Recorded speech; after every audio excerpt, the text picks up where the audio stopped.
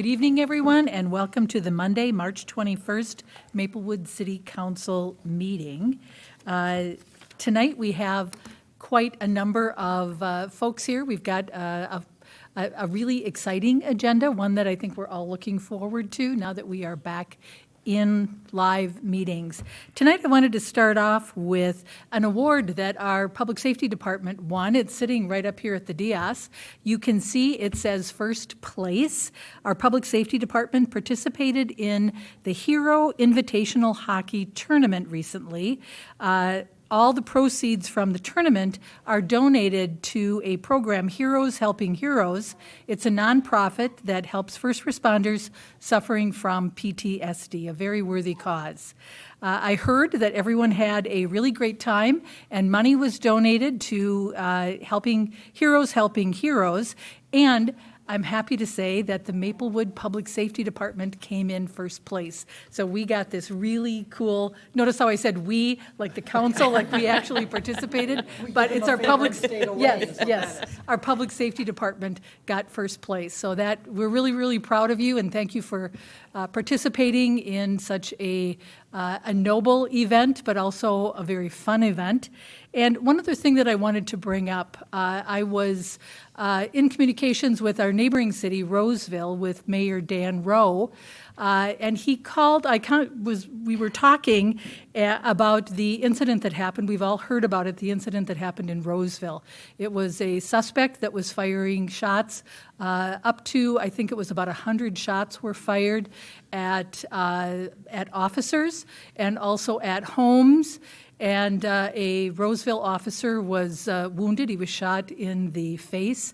I saw on the news that he just got out of the hospital.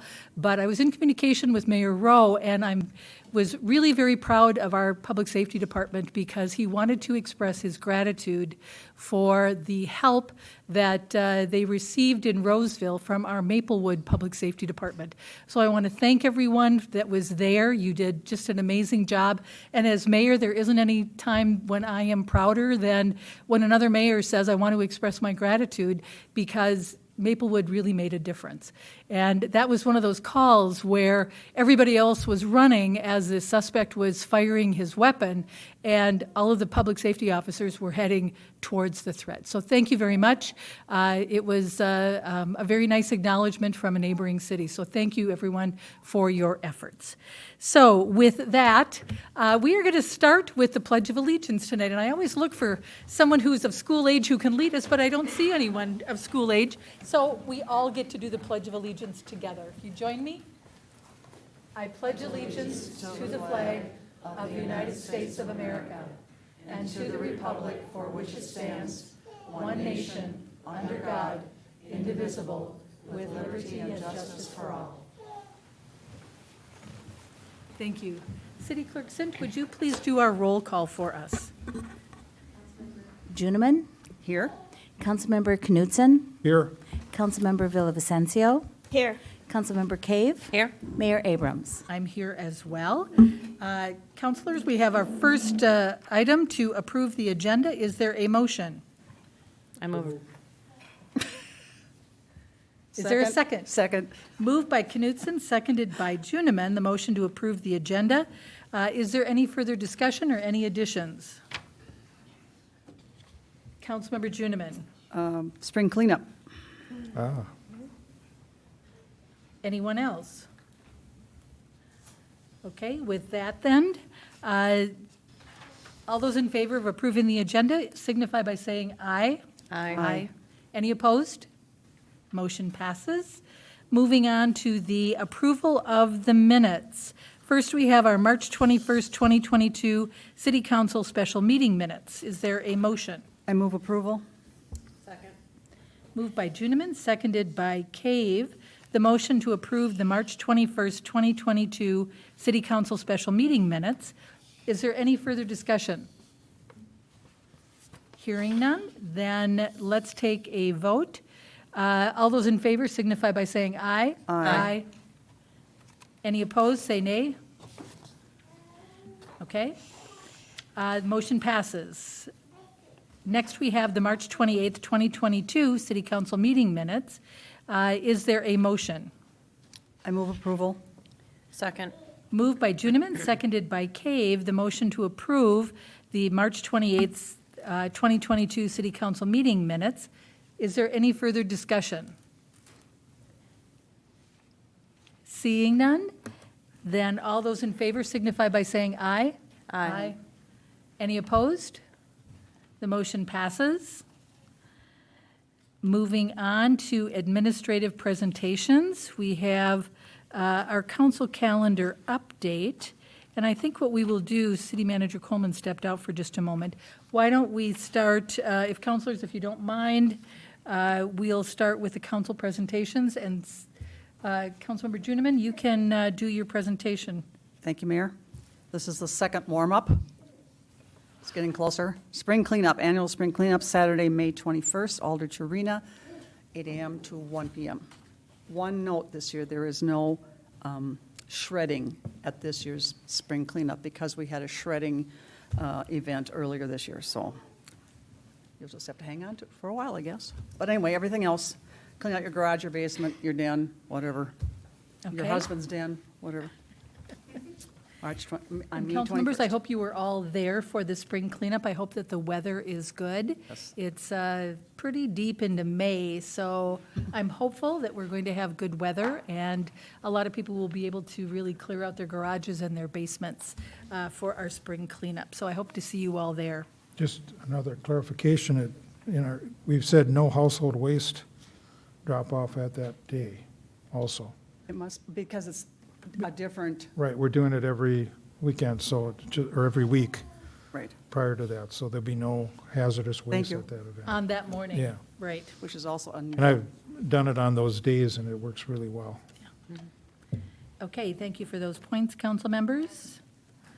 Then let's move on to the presentation of the Citizen and Police Officer Life Saving Awards.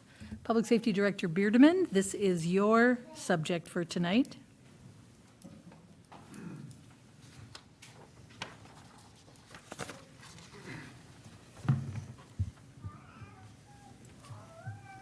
Mayor and Council, tonight is a very special night for Maplewood Public Safety and the community, as we recognize both officers as well as Maplewood citizens for saving a life. Day in and day out, Maplewood first responders provide exemplary service to our community and in partnership with the community.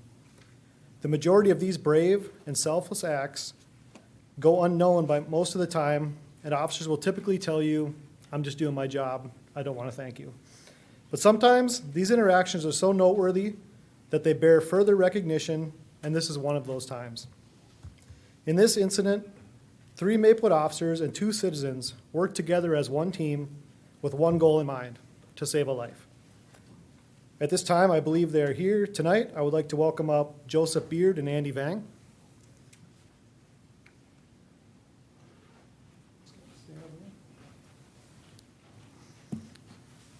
I would also like to welcome up Officers Ray Brown, Officer Tu Zhang, and Officer Mitch Condon.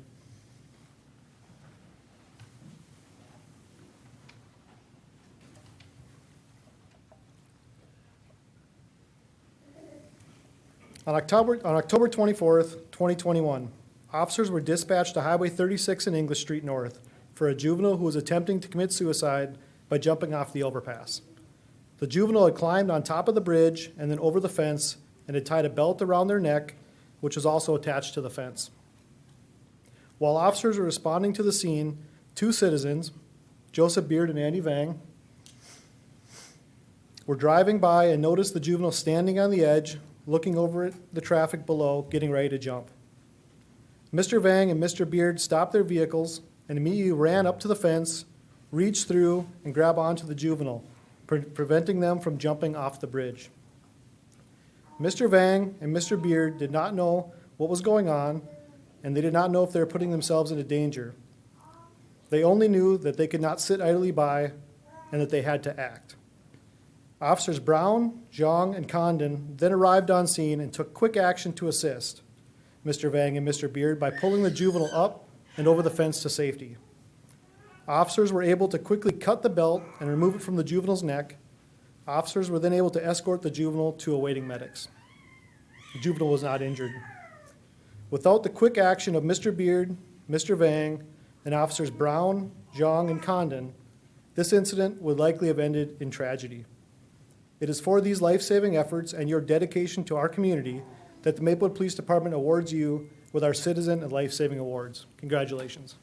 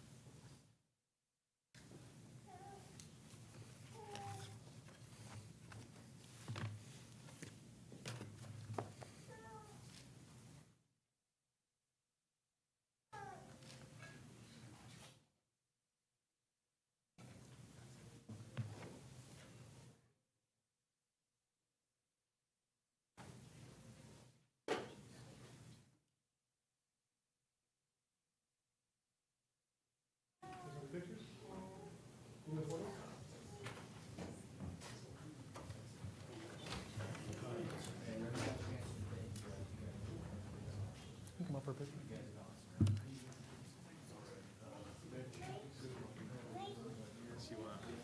Sure.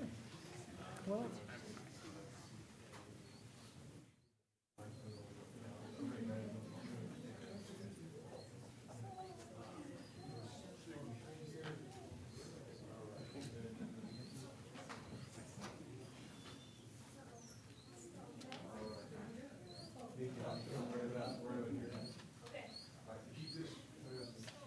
I'll take our pictures, the city pictures first, and then we can kind of fill in.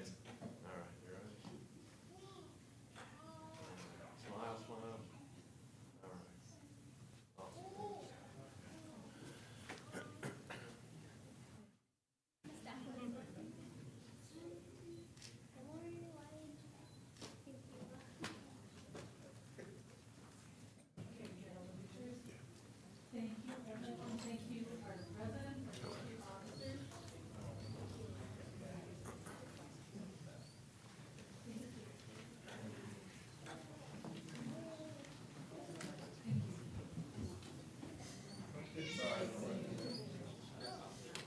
thanks again.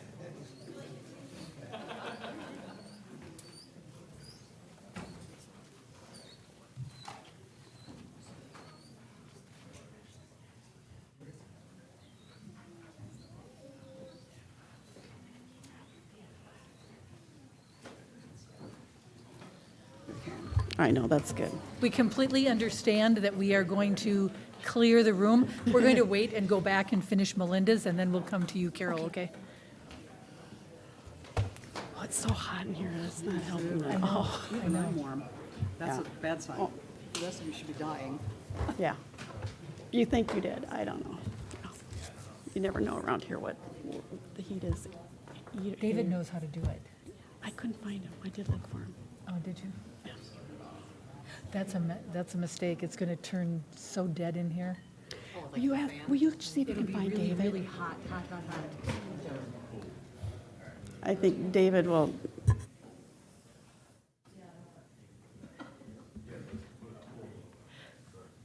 We're currently trying to cool it down a little bit in here. You know, we're in that odd time in Minnesota when we're not quite spring and we're not quite winter. We've got feet in both camps there. And so our thermostat, if we turn it off, it will be very hot and the air will be very still in here. So we're trying to work that out. But thank you for your patience, everyone.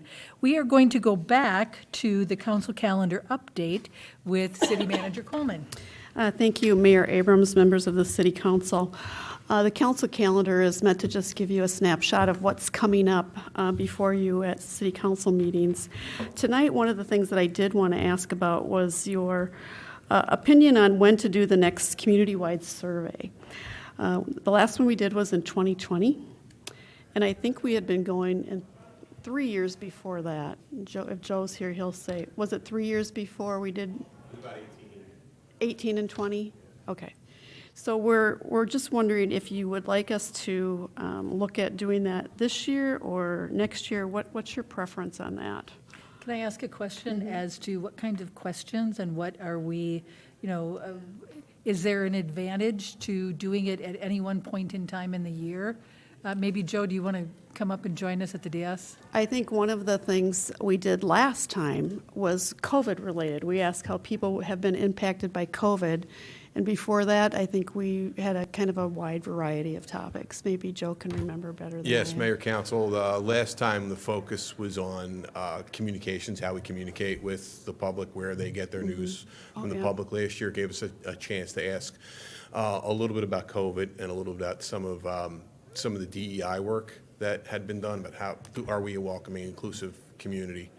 But normally with the benefit of the group that we typically use is we benchmark from year to year to year, so we could see progress that's been made from 18 to 20 to 22, and relative to where we stand as a city with other cities, because there will be some things in this survey that are typically low, but they're not just low for us; they're low for everyone across the country. So it's norming where we are. It's a benchmark. It's a benchmark survey, and that's the advantage of it. I forget the exact time of the year. We usually do it towards the end of the year. Yeah. Yeah. The one thing that I would say too is, I think if we got into a cycle of doing it with election year, then if we have new council members, it gives us something to help us adjust our strategic plan. Okay.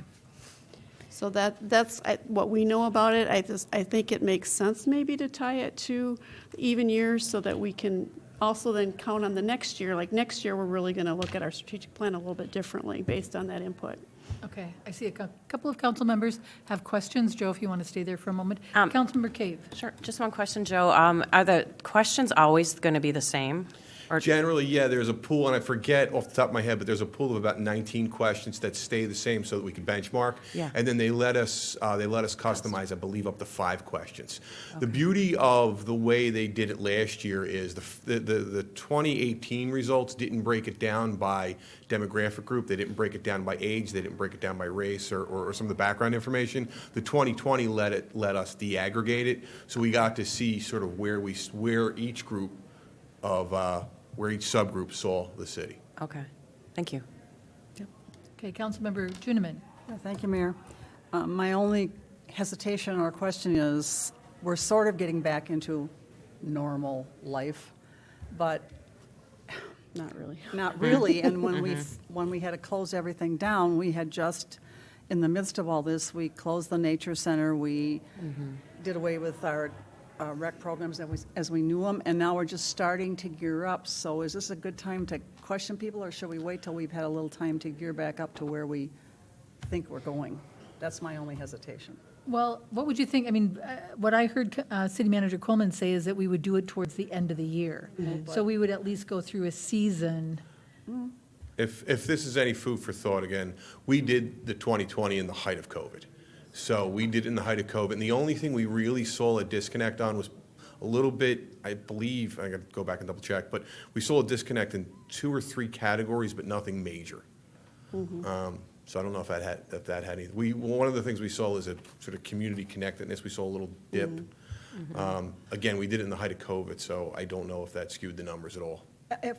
My only reason for bringing this up is, do we want to use it as some kind of a measure of where we're going to go in rebuilding those things? And if so, is this a good time to get the opinion, or is it after we've had more of a push to get back to normal? I'm just bringing it So up what as is a your question. recommendation, that if not this year, towards the end of this year, then when? Next year, in the spring? I don't know. I'm just asking because it might be confusing to people to be evaluating getting back toward normal when we haven't had much chance to do that. That's the only reason I bring I it up. see your point. Council members, what are your thoughts? Up to you. I kind of Councilmember agree. Cave, let's start with you. I kind of agree with what Kathy's saying, just with just coming out of COVID, we don't have enough benchmarks, and like the rec programs that we're starting are going to be great, but we want to see how they go through, like the summer and the fall. So I don't know if this, at the end of fall would be a good time. We can certainly relook at it before, yeah. Yeah. We can relook No. at it, too. And let's see, Another way- Councilmember Knudsen. Another way of thinking is, so many people are looking at this opportunity for a reset. Our traffic patterns are different, work life is different, people's expectation of what happens around home. We read the article from Realtors Association that people are looking for open space. If they're working at home, they want to look out a window, they want to go for a walk. I mean, there's all kinds of, things that are different, so. I'm So not what are s- your thoughts I'm in not terms of- strongly advocating, but I might want to know right now, Okay. this year, what people are thinking, so we'd want to pose those kinds of aspirational questions. And Councilmember Villavicencio. My question is, so if it comes out at the end of the year, when is the opening gap? Like, do we release them in December and then give them so much time to answer? What does that look like? Joe, can you explain the process? Again, I could go back and look at my notes, but I remember we usually release it. So the company we work with who does it, they target about 2,000 residents, and they try to pick a wide variety of residents throughout the city, and they will send direct mailings to those residents and then send them to an online portal where they could fill it out online. And that was really helpful last year because it really cut down on the time when the results came in versus the time the results were analyzed. And so if we do that route, we'll probably open it up sometime in the fall. We'll have the results to report back to council sometime December, early 2023. The other piece of this is to council members, Juniman and Cave's point is, this summer, we actually are kicking off a full slate of events. We will have all of our park and rec and our natural resources and all of our police and public safety events back on the tab. So I think it'll give us a good snapshot to figure out where we effective in promoting them, did we hit the mark in doing the job when people came out.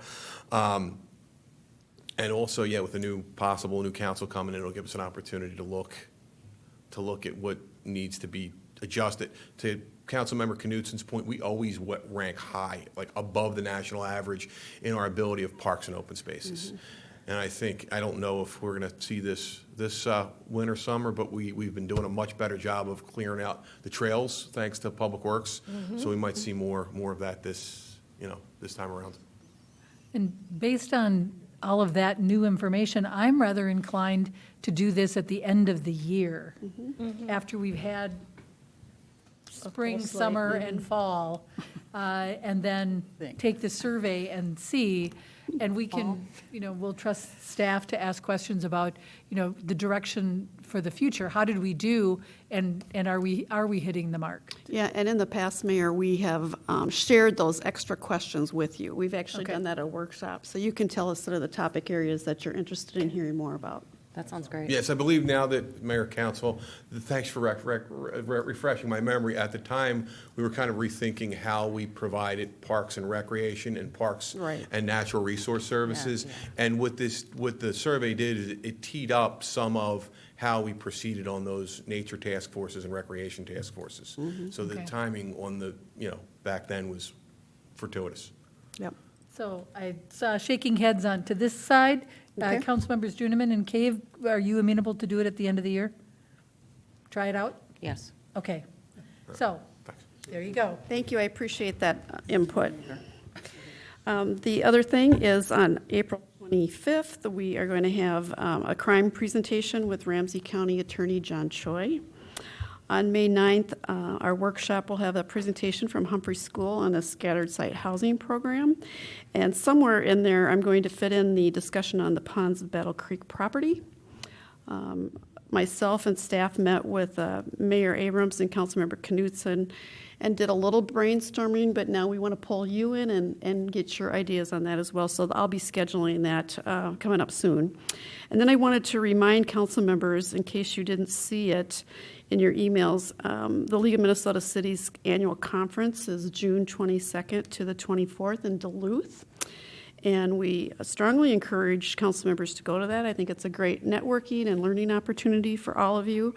And if you do think you want to go, they're asking for registrations by April 29th to get the good rate. So think about that. Other than that, the parking space requirement review, we believe that that has been done through the reduced parking requirements in the north end with our comp plan adoption, and we have worked through that with you in past workshops. And then there was a report on pervious surface use, which was in last week's FYI. And if that did not address all your concerns, Councilmember Juniman, we're open to hearing more of what you'd like to hear. Councilmember Juniman. Thank you, Mayor. Yeah, I appreciate what was in the FYI.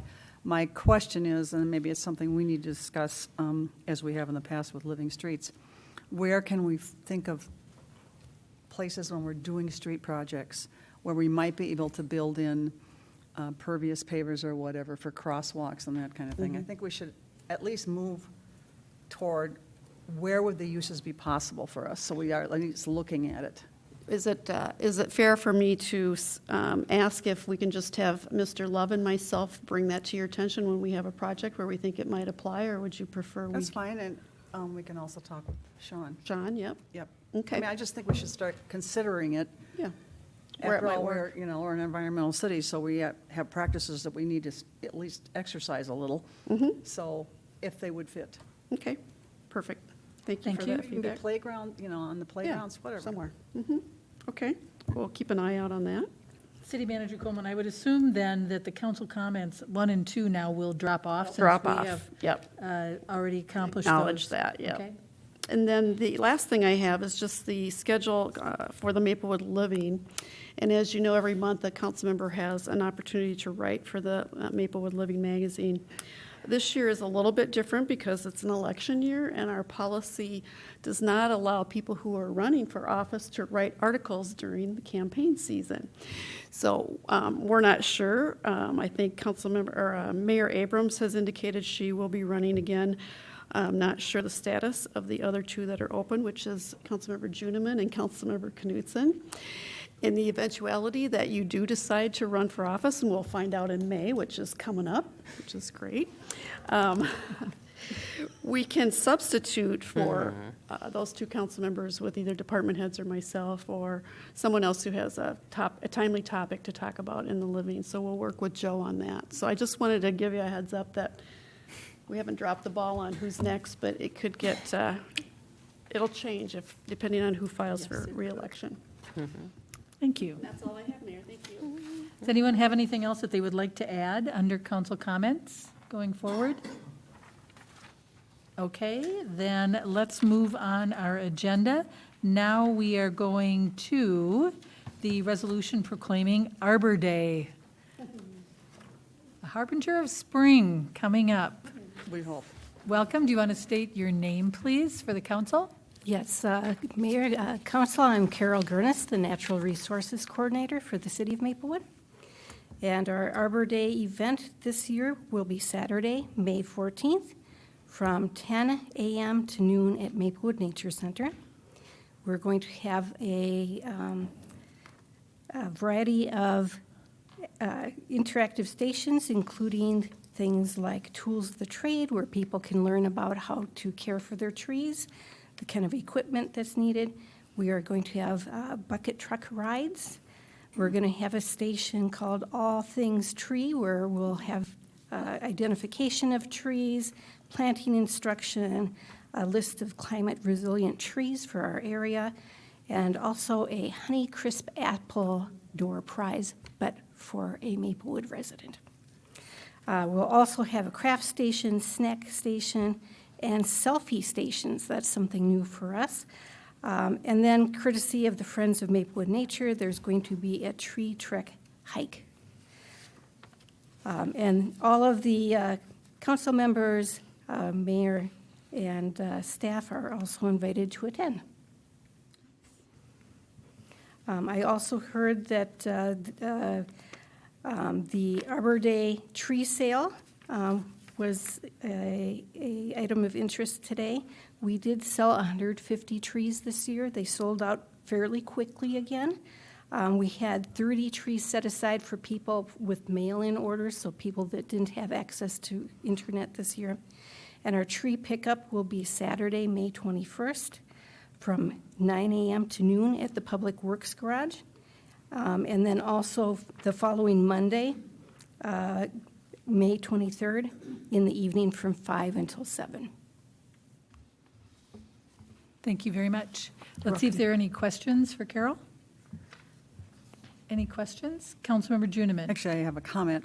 Thank you for the presentation, Carol, and thank you to the people for organizing an Arbor Day celebration in Maplewood once again. And if there's no other way to prove that we're a tree city, the speed with which trees sell out in this city says something about people's dedication to trees. And I want to point out, you brought it up too, that in our packet, Arbor Day isn't just necessarily about planting a new tree. It's about paying attention to the trees you already have, because, you know, you can't replace a tree overnight. We just had to take down a 65-year-old green ash tree in our yard. Trust me, there's a huge hole. And at my age, I ain't going to see anything that big again, let me tell you. But you know, our shade on the west side of the house is gone. I mean, it's a huge illustration. And we see people walking by the house and they're like, because they were so used to seeing that tree. So I encourage people to take very good care of your trees. And if you have a green ash tree, I suggest you have it evaluated. And if it's infested, please take it down. And all the faster you can get something new going. Obviously not an ash tree. But it's a big change in the landscape. It is. Thank you, Carol. One other point, I know that in the packet it references the designation as being a tree city, and as the mayor, I received the notification that we were designated a tree city for 2021. They look back at all of our efforts in terms of preserving trees and you know, paying attention to our canopy and all of our efforts, and so we join, I think it was 3,600 tree cities in the United States, with a combined population of 155 million. And this is all part of the Arbor Day Foundation. So I'll give this to City Manager Coleman. We have been designated that for 2021, and hopefully we're going to receive that designation again for 2022. So thank you, Ms. Kernis. Thank you for your report. Thank you. Oh, we have to, wait, we have to make a motion. You can sit down. We still have to make a motion. It's still getting used to this rhythm of being back in person. It's very different. Is there a motion concerning Arbor Day? I move acceptance of the resolution proclaiming Arbor Day 2022 for May 14th in Maplewood. Second. Moved by Juniman, seconded by Villavicencio, to approve May 14th, 2022 as Arbor Day in Maplewood. Is there any further discussion? Hearing none, then let's take a vote. All those in favor signify by saying aye. Aye. Any nays signify by saying nay. Motion passes. Thank you very much. And we have one other item under appointments and presentations. This is the Maplewood Residential Recycling and Trash Collection Annual Review. Ms. Finwall, this is your presentation tonight. Thank you, Madam Mayor and members of the council. I have a short presentation and I'll keep it brief. So if I could get that on the screen, please. So, we're back talking trash, I guess. This is our annual trash and recycling review that we do yearly as part of the contracts. And I just wanted to point out how important our solid waste program is to meeting our strategic goals. It meets our environmental stewardship, of course, using best management practices to reduce waste and protect air quality, water quality, and natural resources, touching on operational effectiveness, protecting public health and safety, and promoting city cleanliness and livability, and of course, financial and asset management. So managing the city's solid waste program is in a cost-effective manner, keeping those rates low for our residents. So the contracts, I'll start with the recycling. The residential recycling covers all single-family homes as well as multifamily homes. They also collect recycling at city facilities and our parks. And then we also allow small businesses and churches to opt into the recycling program. And for trash hauling with Republic Services, the contract includes single-family homes up to 4 units. And then they do not handle the multifamily or the townhomes or the manufactured homes here in Maplewood. That's an open hauling system there. They do offer a yard waste subscription where residents can pay yearly for that service to be collected April through November, once a week. They also collect trash from our city facilities and our parks. And then now, as part of this new contract, they cover the spring cleanup as a service to the city of Maplewood as part of that residential contract. And then, of course, the annual fall cleanup campaign where they're collecting the bulky items as per usual, curbside. However, they're doing that at a reduced rate. So the terms of the current contract is 5.5 years, and that began January 1st of 2020. And that was the first year that the city was able to align both the recycling and the trash contracts. Previously, they were being kind of staggered. So that'll end mid-year, June 30th of 2025. We found that it's best to begin a contract in the summer, because if you have to roll out carts or something like that, it's a lot easier to do in June in Minnesota rather than in January. So the requirement in both the contracts do require this annual report and then a work plan where we all agree, the haulers in the city, on some things that they can do to help improve our services here. So to begin, and I won't go over all this, I'll just touch on a few, but Tennis Sanitation worked with us closely last year on a work plan, and it included this household audit that we did, which was pretty extensive. We never did a household audit before. Our previous contracts with recycling just kind of went off of old contracts, and we just never really had a good handle of our number of households that have curbside collection. So we did this, and it's important because the city of Maplewood actually taxed the recycling fee onto the water bill, as you know, and then Tennis bills the city. So we want to make sure that we have that correct household number for billing purposes. We found that we have 10,988 single-family homes that get that curbside collection, so that could include the townhomes and manufactured homes, and then 4,290 multifamily homes. I'll touch on the recycling cart audit. We thought this was important. Back when Tennis rolled out the carts, I think, I'm guessing 2015, something like that. I was right. They rolled out 35-gallon carts for all manufactured homes and townhomes and 65 gallons for single family. But since that time, Tennis has really opened it up and said, you know what? You can have any size cart you want, and it'll be the same price. So now our residents have that option, and we like to see what's happening with that because, of course, now that we have this pay-as-you-throw methodology for our trash, where we're trying to get more variation in pricing for each trash cart size, we want to now see those 95-gallon carts for recycling go up. That would identify that people are recycling more and hopefully reducing their waste. So they supply us with a large audit, which was included in your staff report, and it had a lot of data. So I'll condense that to just a few key points here, and we'll compare it to 2020 to 2021 last year. So you can see that single family, the average pounds of recycling collected per month reduced somewhat from 2020. This year's it's 43.74 pounds.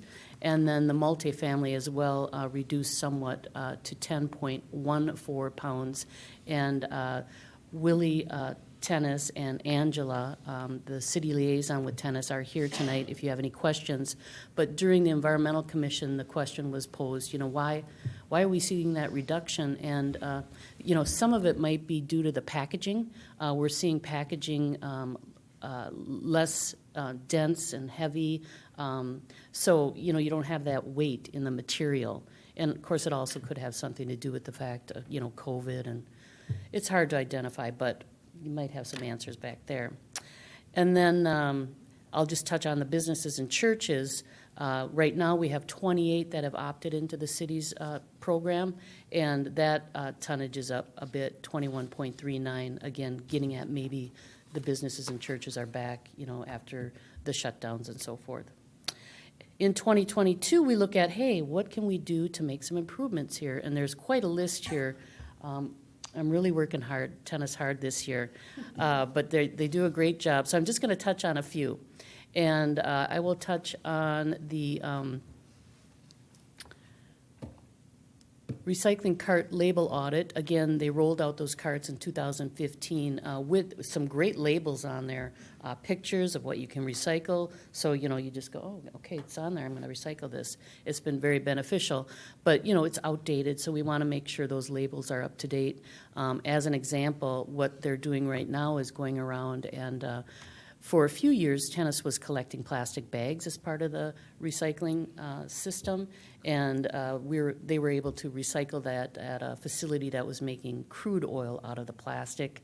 Well, that is no longer an option. So, but some of the labels still have that, and we want to make sure that our residents aren't putting those plastic bags in the carts.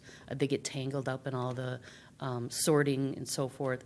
Residents can still recycle that at the large retailers like Cub Foods and Target. And then finally, rollout of recycling carts to households with no carts or personal carts.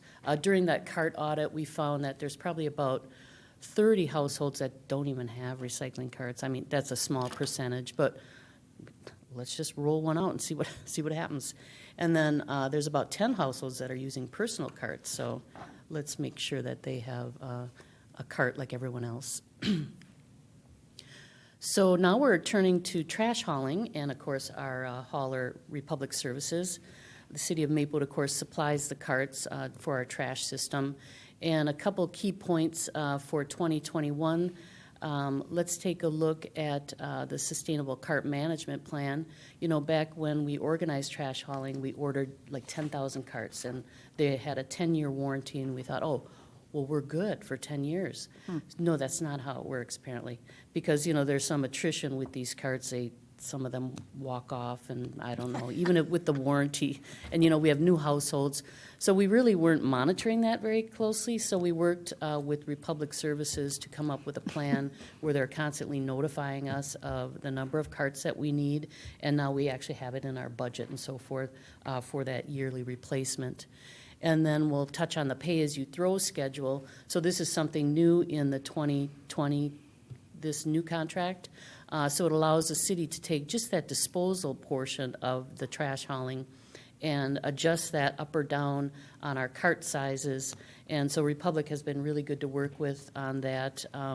And we have seen some movement. So when we first organized, the carts, they were like $1 to, you could get a $35 or 35-gallon cart or a 95-gallon cart for, $2 more than the 35. Well, there's not a lot of incentive to reduce your waste with that kind of pricing. So it's allowing us to make that variation increase.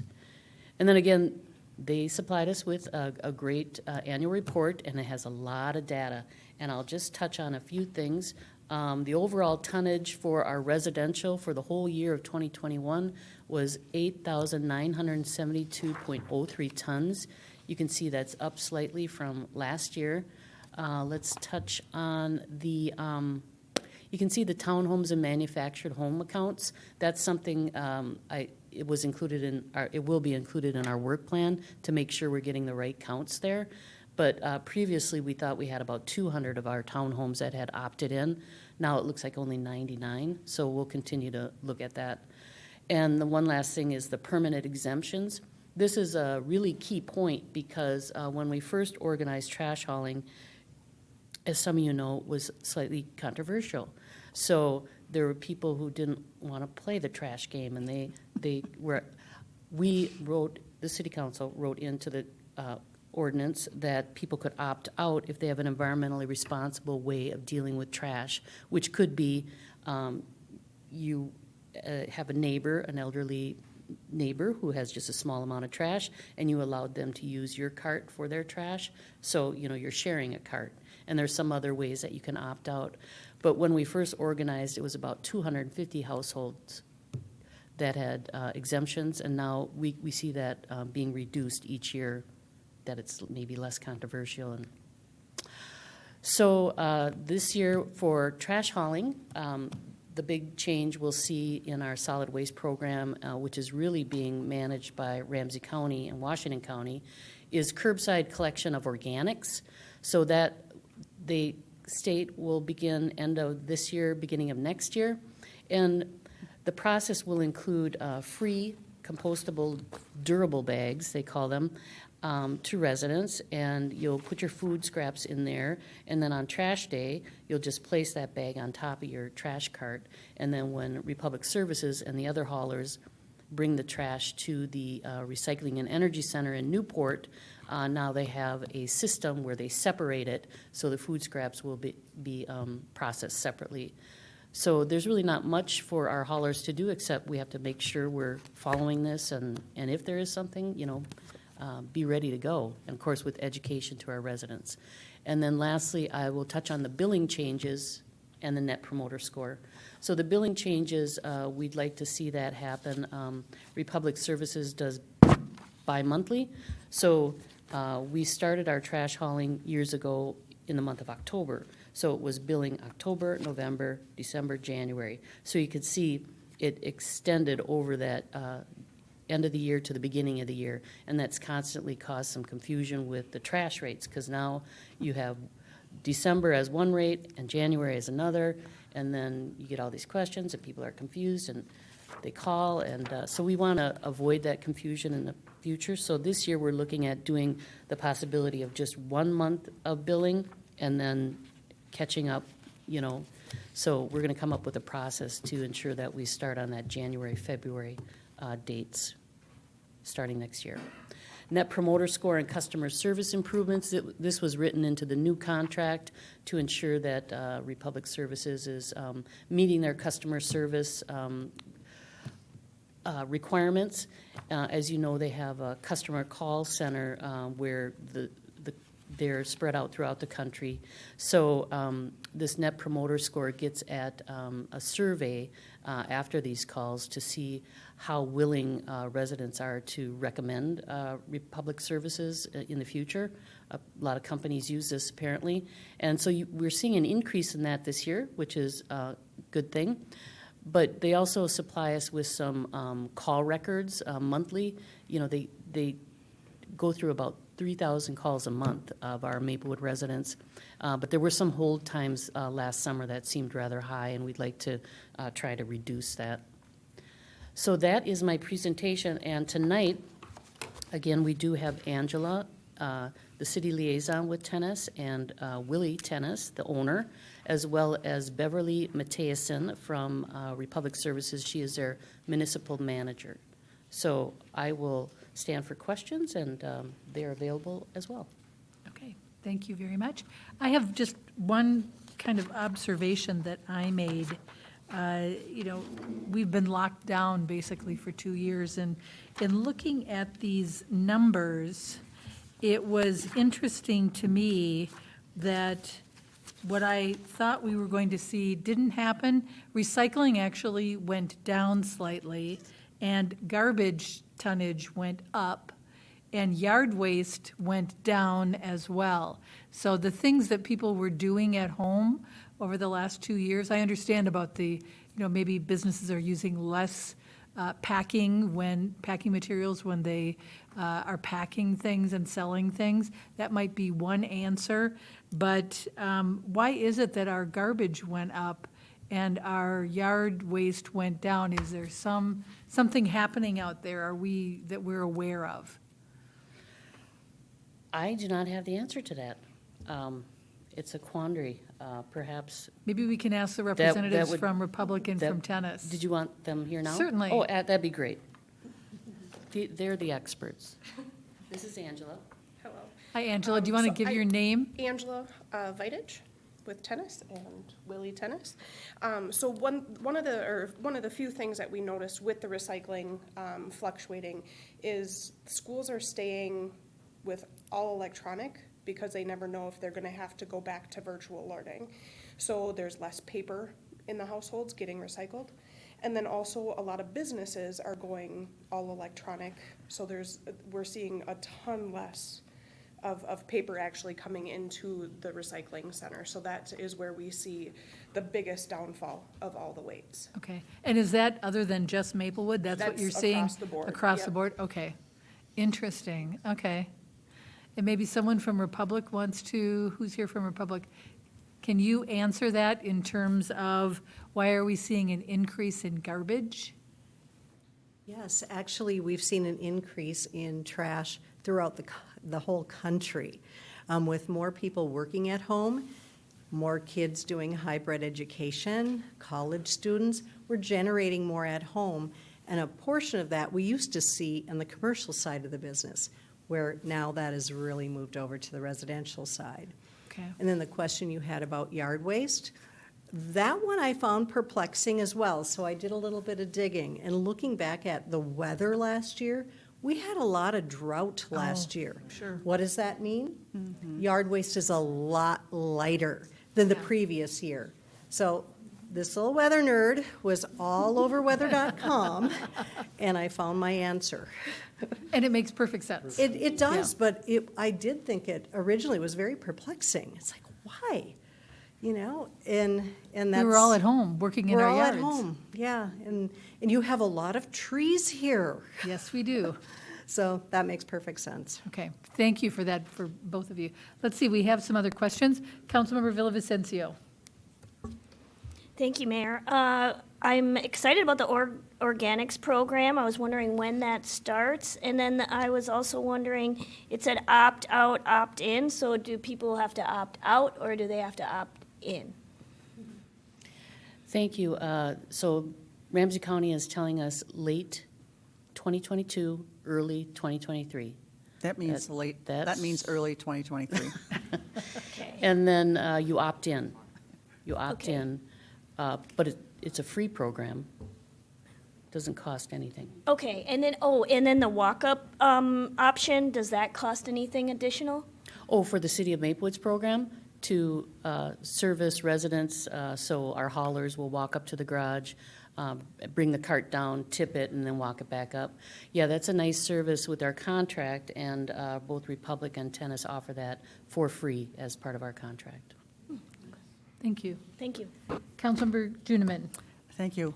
I'm glad that we had explanations for the up and down rates, and the weather nerd helped. But, and it will depend, again, on with climate change, we may be seeing this as something that continues, who knows? I was reading through the various and sundry things that people think are fine to put in the recycling. I think that says to us we need to do a better job in our city newsletter and possibly more repetitively. And you might start out with no styrofoam. How about in that font about this big?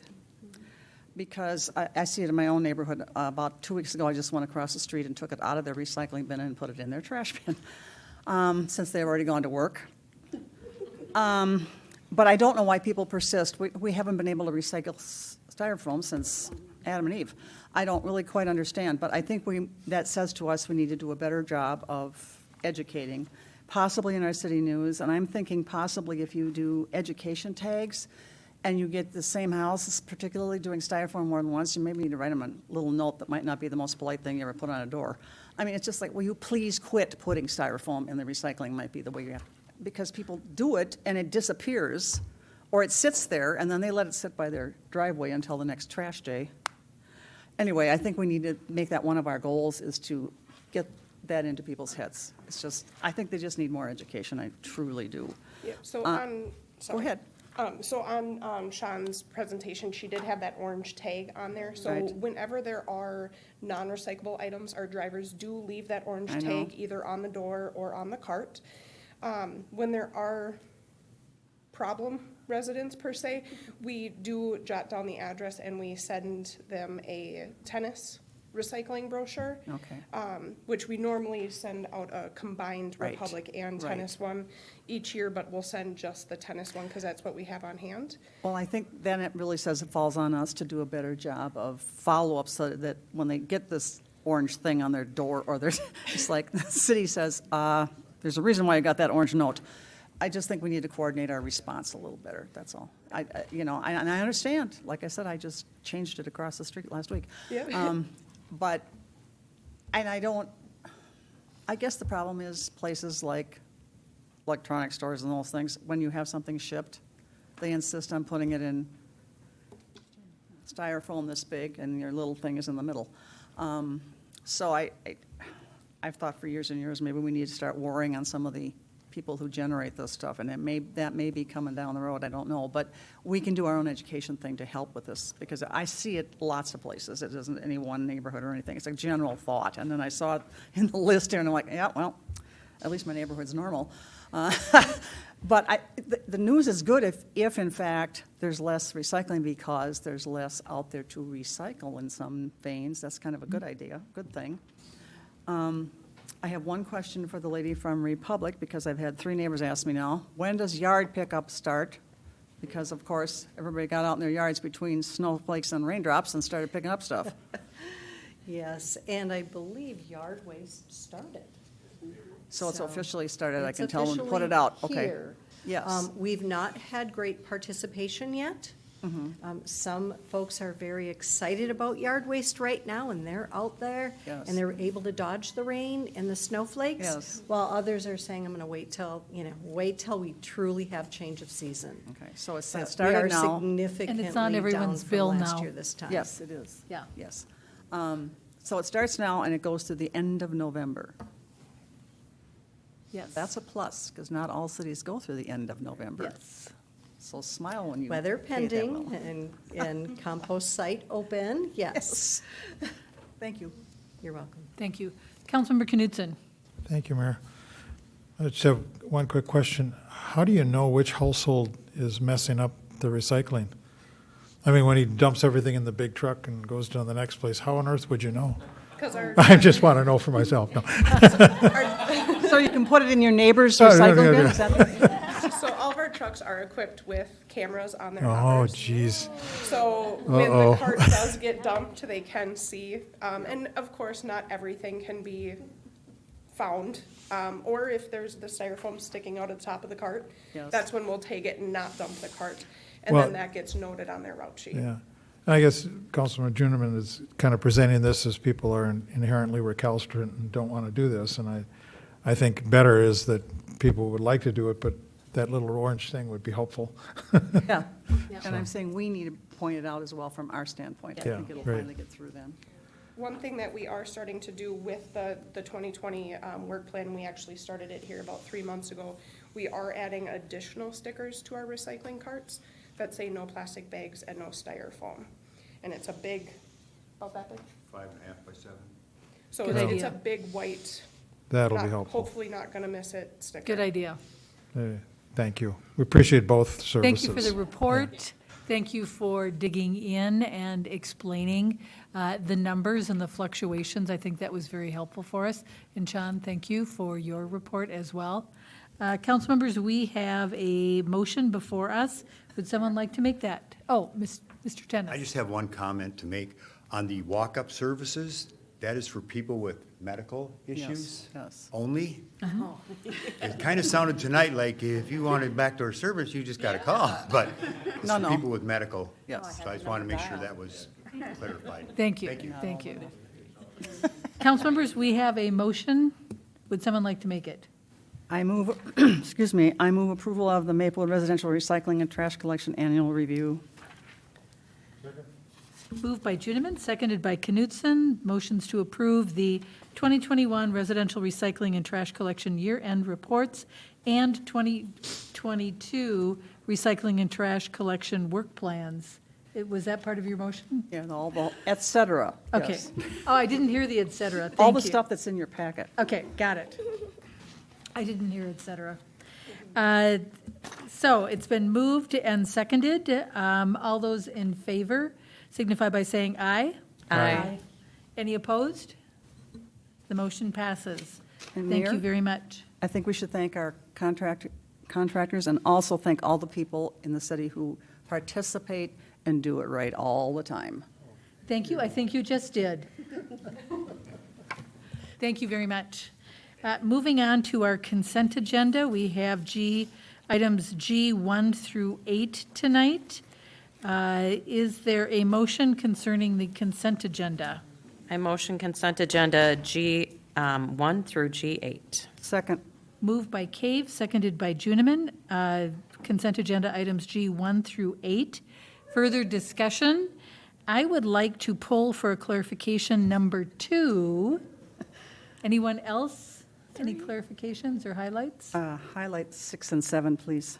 Very Highlight briefly, 6 and 7, okay. since they go together. Then let's start with G2. Ms. Sint, this is yours. And I already know the answer because I asked this question. Thank you, Mayor and Council. So tonight, we have before you approval for Tartan Youth Hockey to use Johnny Kitchen and Bar as a gambling premises. This is something that they get through the state, but the council has to approve it. And so once it is approved, the resolution then goes to the state and they operate there. There is a gambling manager that has to have a background check conducted on him, John Maslowski. He also is the gambling manager for the other site in Maplewood, which is Buffalo Wild Wings. He was here, but he had to depart because the meeting got a little long here. He had another board meeting to go to. So there was a background check that was conducted on him, and nothing was found to prohibit the issuance of this license with his control. Okay, thank you.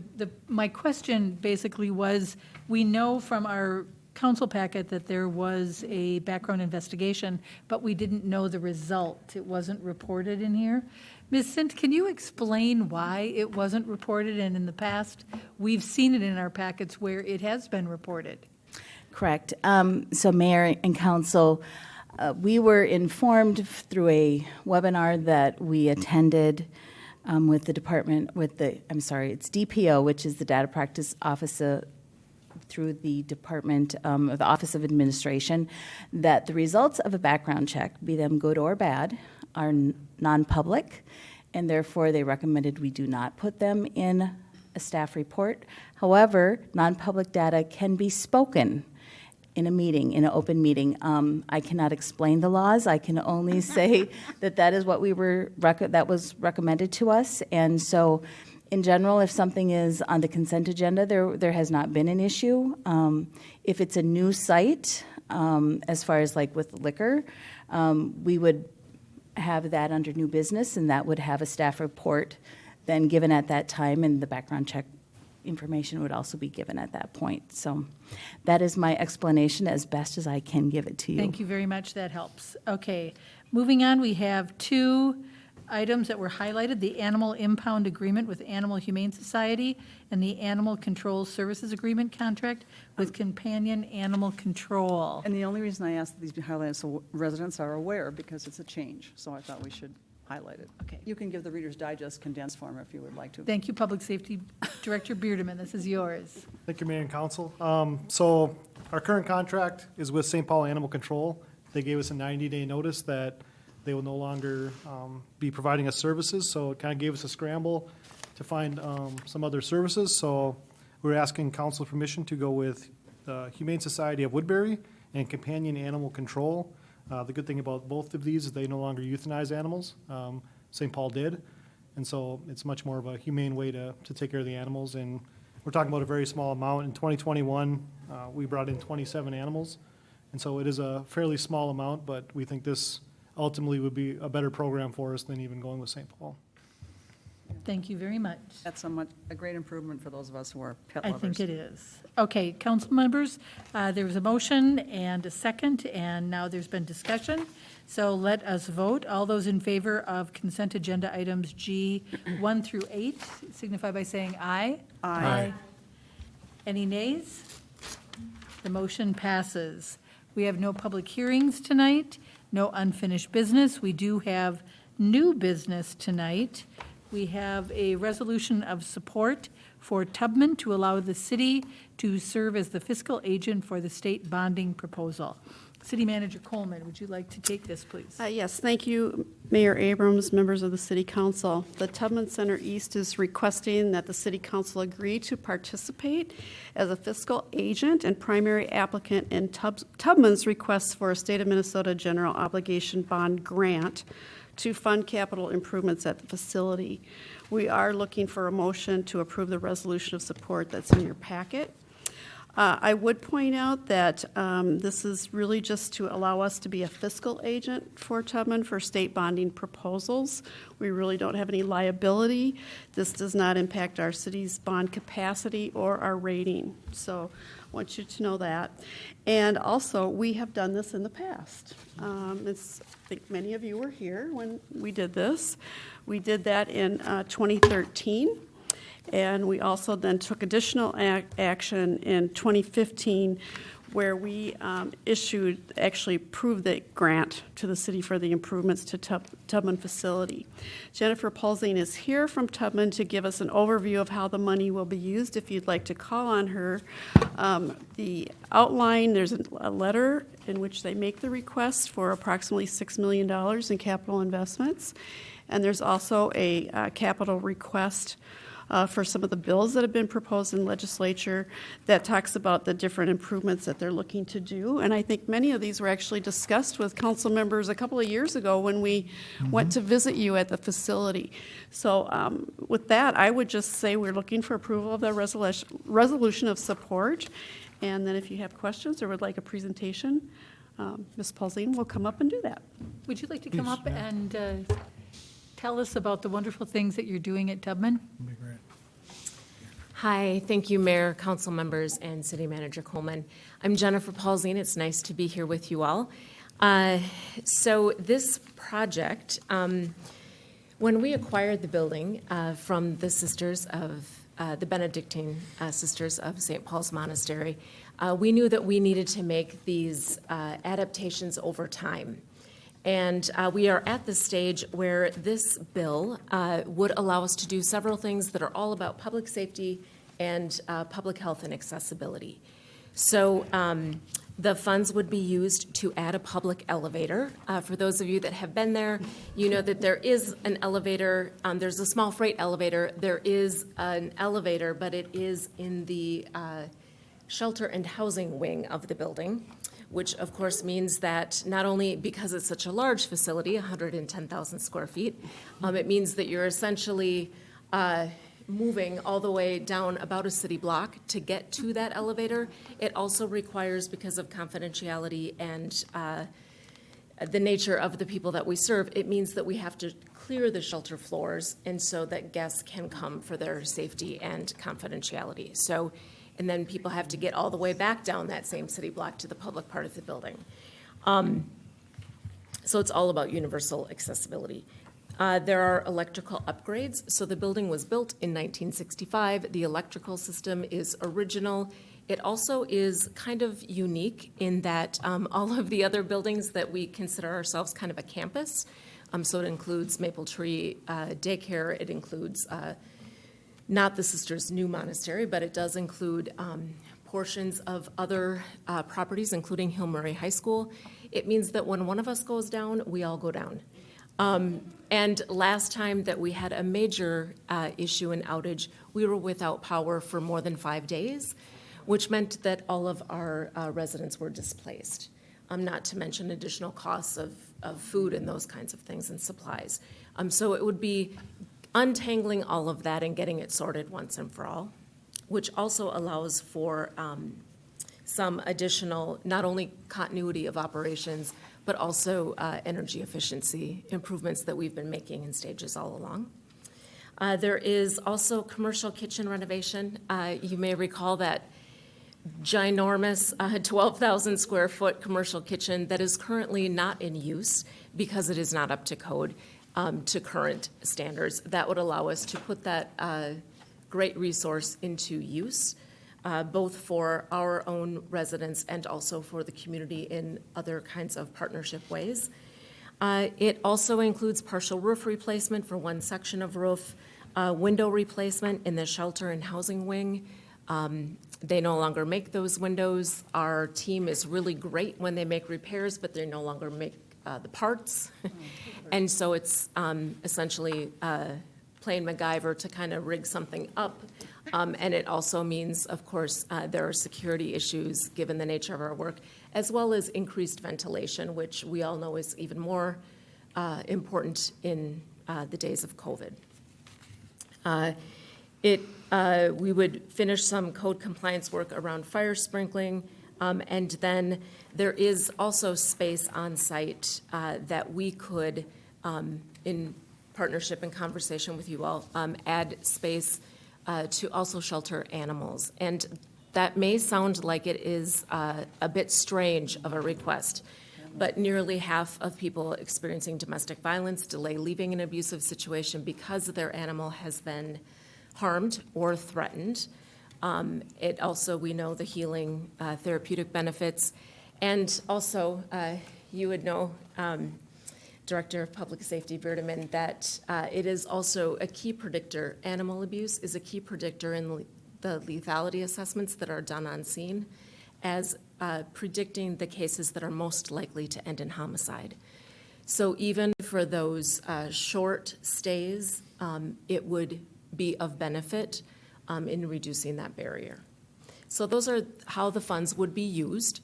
The request is currently in at the legislature in both the House and the Senate as a cash request.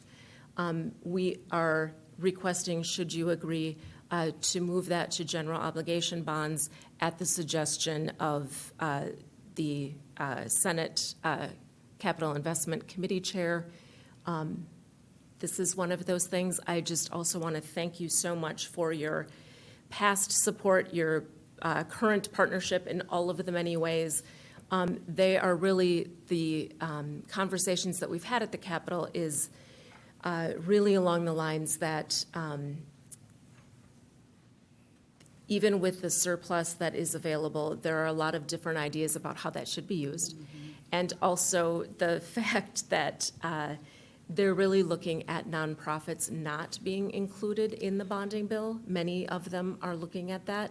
They have said, however, that Tubman may be the exception because of our partnership with the City of Maplewood.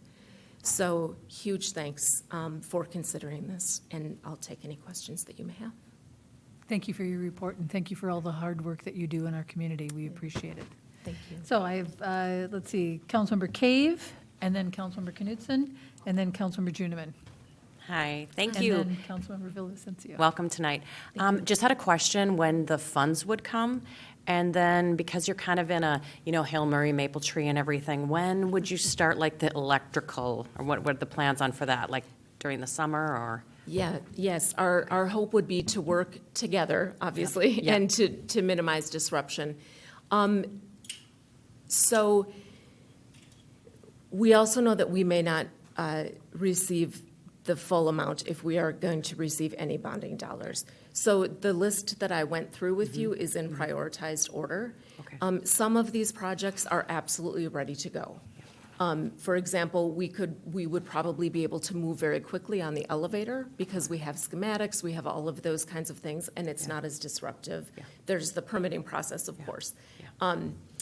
The electrical would require a longer time because of needing that coordination, and we would absolutely schedule that.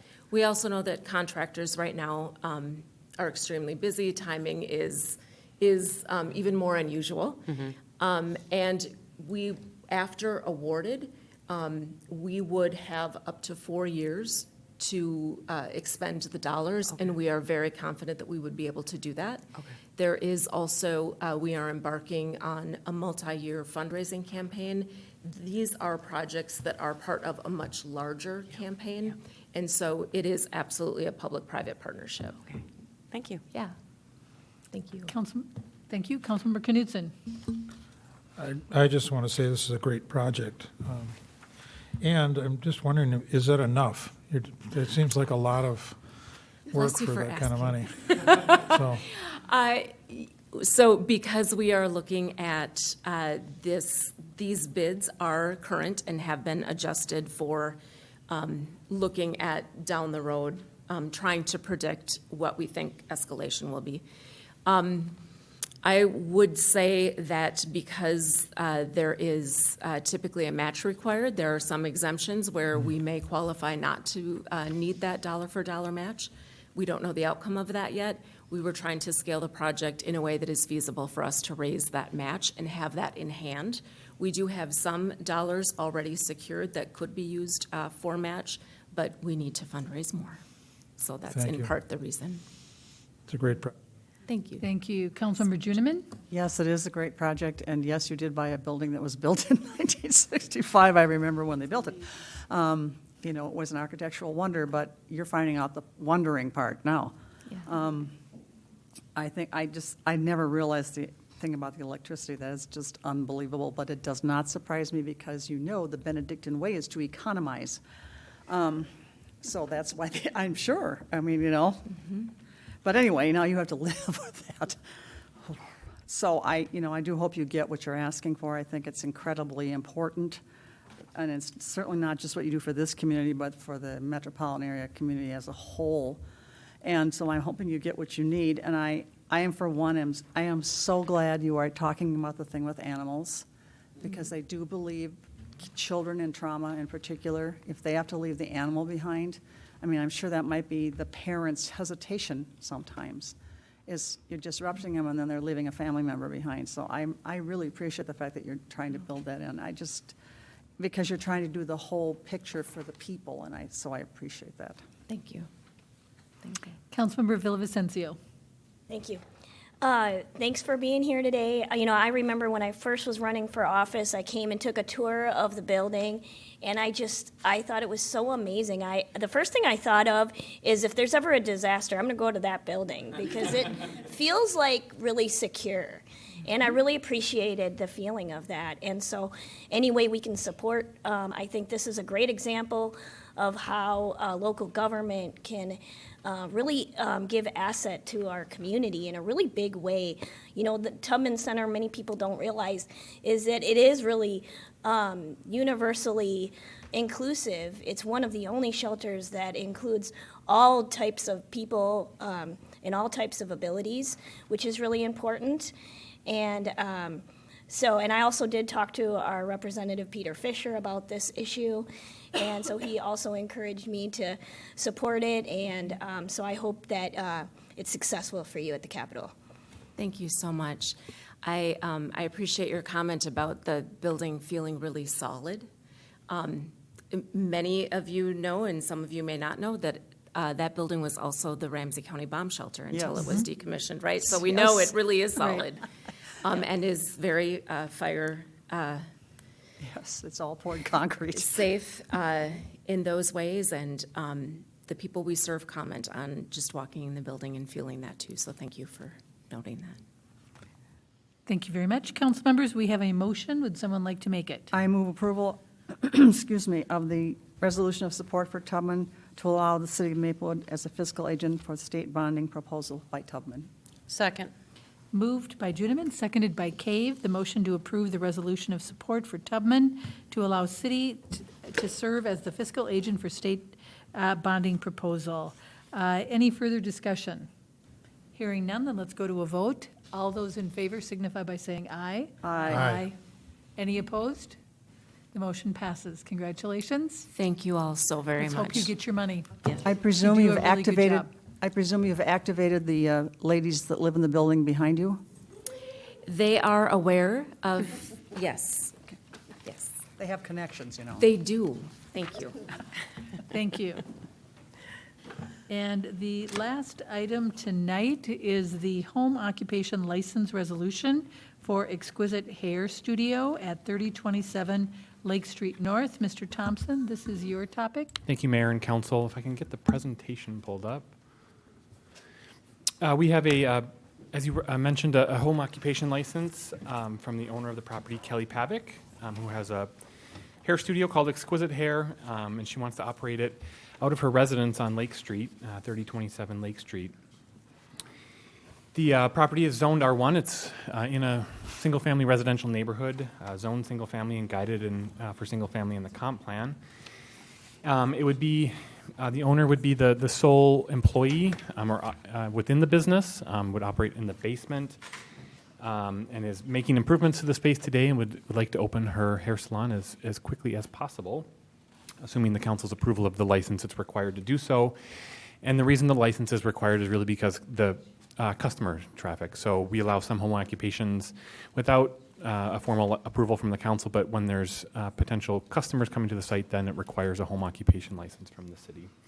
We think the overall traffic impact or neighborhood impact as a result of that is pretty minimal, just from having the Ms. Pavic be the only person providing service and just seeing one customer at a time.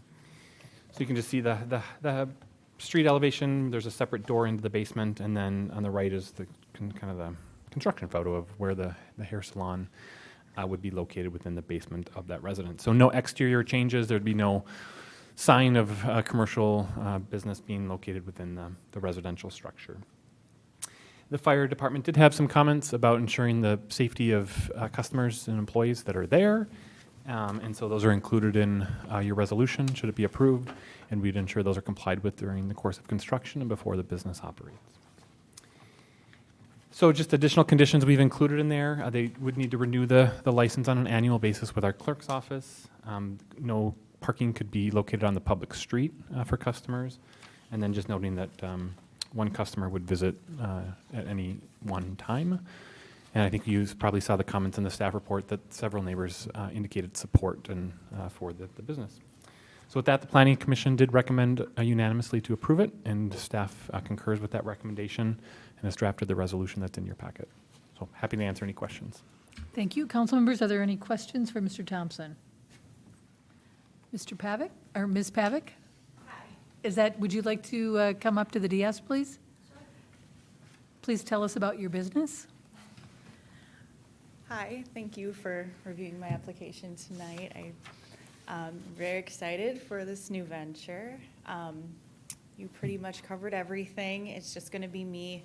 A lot of this has to do with, this came up for me with COVID and just the affordability of rent where when you share and when you go out on your own. And so I'm excited to be living in Maplewood now. I just moved from White Bear, and I really like it and chose the property based on just how it would work for my business. And so just looking to provide a safe environment for my clients that they really enjoy. And so, yeah, and it's just me. Like it was mentioned, I just do one client at a time. That also has to do with COVID and just kind of my style of business. So, and then I work about 3 to 4 days a week. So pretty reasonable hours as well. It wouldn't be very early or very late in terms of disturbing anybody. Sounds from the comments that you might have some more clients.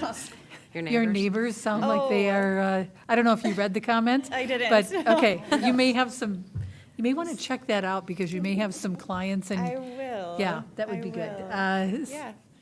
Councilmember Cave. Just a comment, I have a daughter who's in the same business, and I know COVID was just really hard for you guys, and I think it's fantastic you're taking this chance and opening it and doing it in Maplewood, so we really welcome you. Yeah, thank you. And good so luck. much. Thank you. Yeah. Councilmember Juniman. Likewise, good luck. And yes, the comments are worth reading. You should go back and look at the packet because the 3 comments that came in, they were just, they really liked it, and they were so glad that you were doing this. And 2 of the 3 said they thought that they would be future customers. So. Oh, great. They were all things you might like, want to leaflet your neighborhood or something, Yeah. I'm just saying.